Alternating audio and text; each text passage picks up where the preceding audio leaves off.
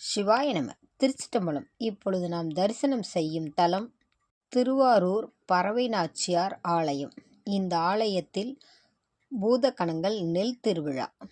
உலகத்தின் நாயகன் சிவபெருமானின் எத்தனையோ திருவிளையாடல்களை நாம் அறிந்திருப்போம். அவற்றில் ஒன்றுதான் பூத நெல் திருவிழா. சுவாமி அலங்காரிருக்காங்க. இப்போது புறப்பாடு ஆகிறதுக்காக அதற்கு முன்னாடி நம்ம இந்த பூத நெல் ஐதீக விழாவை பற்றி சிறிது நேரம் காண்போம். சுந்தரருக்காக சிவபெருமான் நெல் மணிகளை மலைபோல் குமித்து ஒரு அற்புத திருவிழாவை நடத்தியதே இந்த ஐதீக விழா.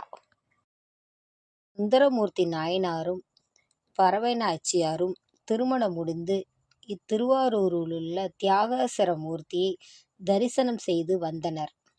ஊருக்கு அருகே குண்டையூர் கிழார் என்னும் அடியார் சுந்தரருக்கும் மற்றும் அடியார்களுக்கும் உணவுப் பொருட்களை அனுப்பி சிவதண்டு புரிந்து வந்தார். சமயம் அவ்வூரில் மழை இல்லாத காரணத்தால் உணவுப் பொருட்களை குண்டையூர் கிழார் சுந்தரருக்கு அனுப்ப முடியாமல் போனது. அவர் மிகவும் வருத்தப்பட்டு இருந்தார். சமயம் குண்டையூர் கிழார் கனவில் தோன்றிய இறைவன் உனக்கு நெல் தந்தோம் என்று அருள் செய்கிறார். கண் விழித்த கிழார் சுந்தரரிடம் நடந்ததை கூறுகிறார். பின் சென்ற சுந்தரர் நெல் மலையை குவியலை கண்டு வியக்குகிறார். ஆரூருக்கு எடுத்து வர எண்ணுகிறார். மலை போல் குவிந்திருப்பதால் திருக்கோளிலி இறைவனிடம் சென்று ஈழ நினைத்து என்ற தேவார பதிகத்தை பாடுகிறார்.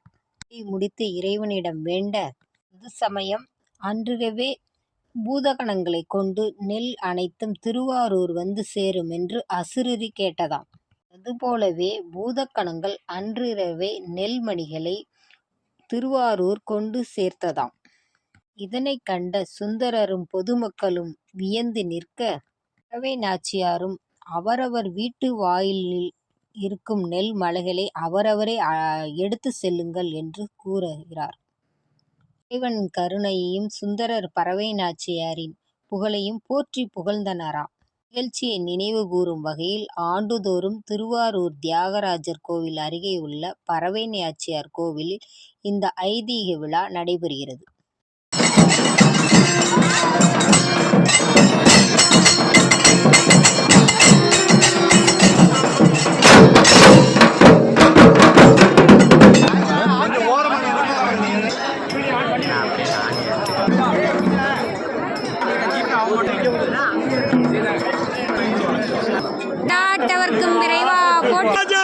ராஜகம்பீர ஈசனடியார் பெருமையினை உலகறிய செய்ய தேவாசிரியர் மண்டபத்தில் தியாகேச பெருமான் தில்லைவாழ் அந்தனர்த்தம் அடியார்க்கும் அடியேன் என்று எடுத்துக் கொடுக்க திருத்தொண்ட தொகை அளித்த பெரிய புராணத்தின் நாயகன் ஆளாள விஷத்தை எடுத்து கரைபடாத ஆளாள சுந்தரர் காஞ்சி ஓனகாந்தனிடமும் முதுகுன்றம் பழமலைநாத பெருமானிடமும் பொற்காசுகளை பெற்றவர்.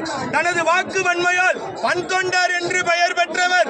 திரு குண்டையூரில் இருந்து நெல்மலைகளை பெற்ற ஆரூர் அமர்ந்த அரசனின் தோழன், பறவையாரின் காதலன், சைவத்தின் முதல் தொண்டர் என்று போற்றப்படும் சுந்தரமூர்த்தி சுவாமிகள் எம்பிராட்டி பறவையாரோடு ஆரூர் மாட வீதிகளில் எழுந்தருள்கிறார். வருகிறார் வருகிறார் வருகிறார்.